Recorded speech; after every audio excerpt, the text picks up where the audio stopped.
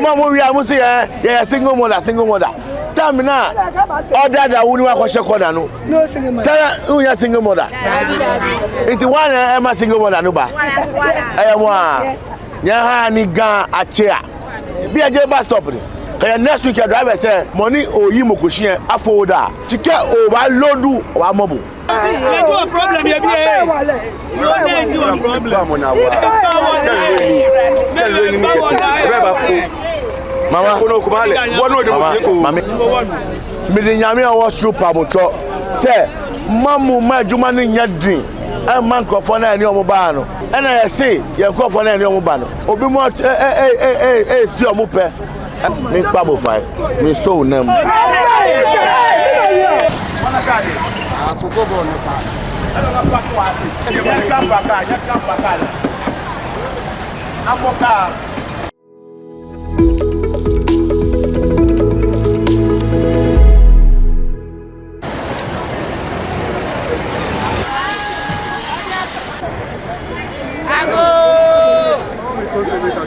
I don't have to.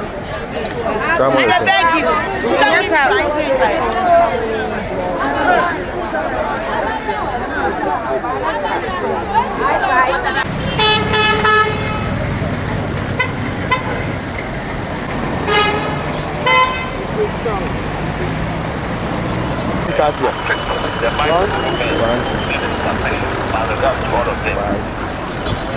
Seven.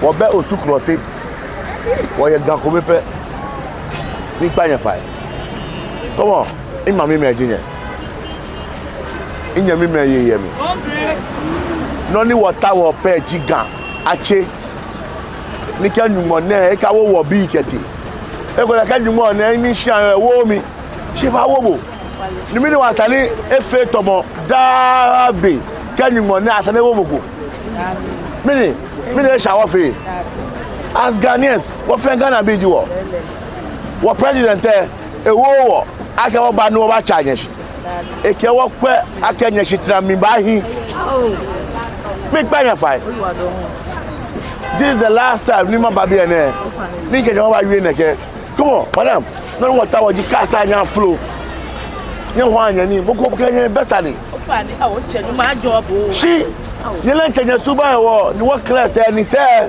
I mean, only still. What clear? Or I press conference next week. No one in my let me finally. Whoa, Obano Wafia by we are here for only one reason. Okay, what back or gun fit. What beggar who you go down? Reading the machine, Mamiga in Papaga. That was fitted gun in Benya. Madam, I don't know why we do that. Only what's your money,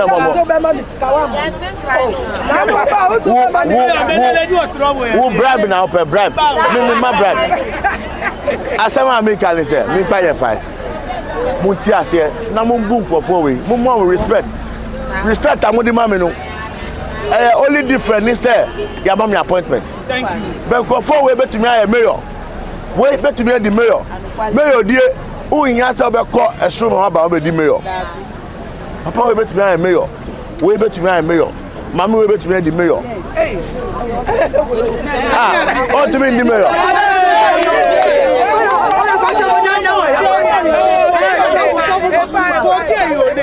What fair ni what mo be can you mo fair what do mo what fair oba ni wo ye mayor okay o mi pa yen fai mi pa yen fai I can mo pa yen fai nya ka ha ni tumo wa ha obla yin mi pa mu cho mi di nyame pa mu cho mi di nyame a wo suru pa mu cho se mamu ma adwuma ni nya din e man krofo na ani omo ba no e na ye say ye krofo na ani omo ba no obi mo si omo pe e ba no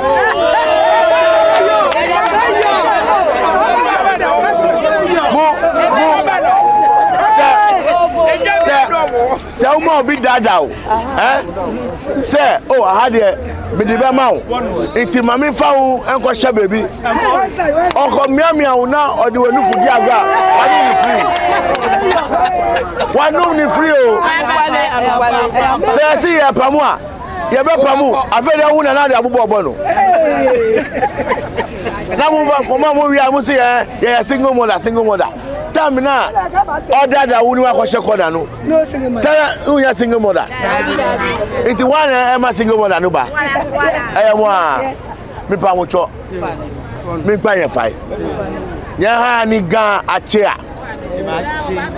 mo ko ba ijala e ka ma bus stop ne bi aje bus stop ne ka next week driver say money oyi mo ko hie afoda chike o ba lodu o ba mobu yeah, thank you very much. Me pay 5. They can hear you are. It's I don't feel your hand. Your money, any other food. You do a problem, you be a problem.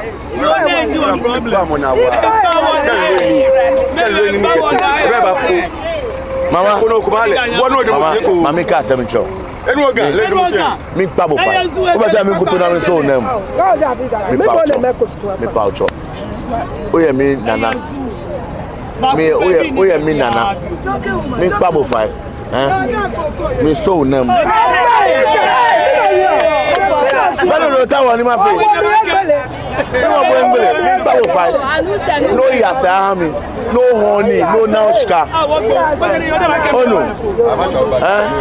my job oh no Fine. Okay, fine. You more Fine, yeah, English am the first. Don't look at where you were feeling. What fear one? What bad double she was dead? One knock when they came in your dam. Echo me, when they came in your dam. What you can do from a beach? And this is no one. My job was Jack, she was yeah. What would you anyone quite be? And I should because she was single mother. No one here.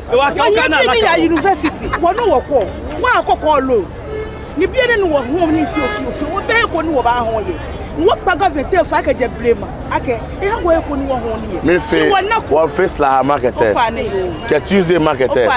Market or president ni boy ya former 2 years.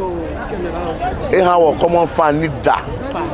Ni common fan there me structure say ko meji that one market. That one ma cheap compounds, one ma hospitals come ni ba nya kwaja yin. What our fair market ni about fair day next week aside. Because we have so much plans. Kalesh market or feel to work it here. Thank you. Or move here. No one what choice what chasing here. Or I fear. You fear only what tower. You are on your tower. You were obliged here. You can make me here. But I make our blind here. She won't qualify. Come on, man. Obiko. Mammy, I need the machine. I know young girls in a cook. No blind men likable. They can't be about 4 hours. Be an hour.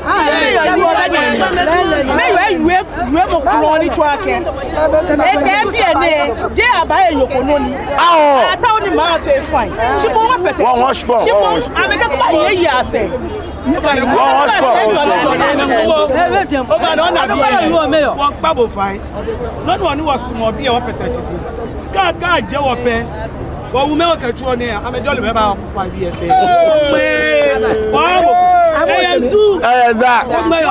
She, why a Ghana could be there? What do be an what MPP? What NDC?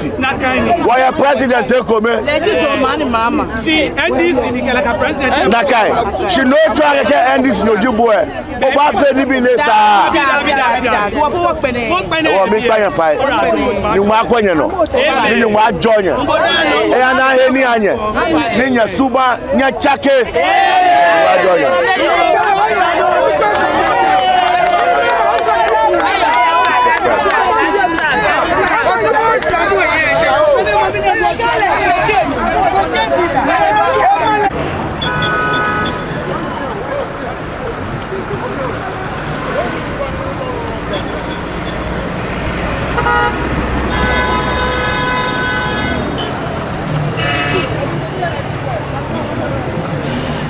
Got winning. No. Mucha mufa. Go.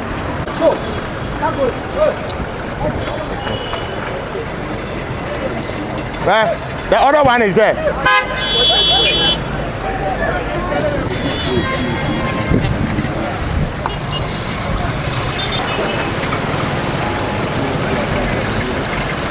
Tuko.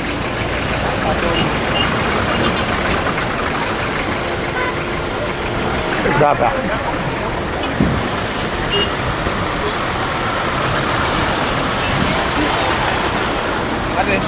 Omo yo majuma.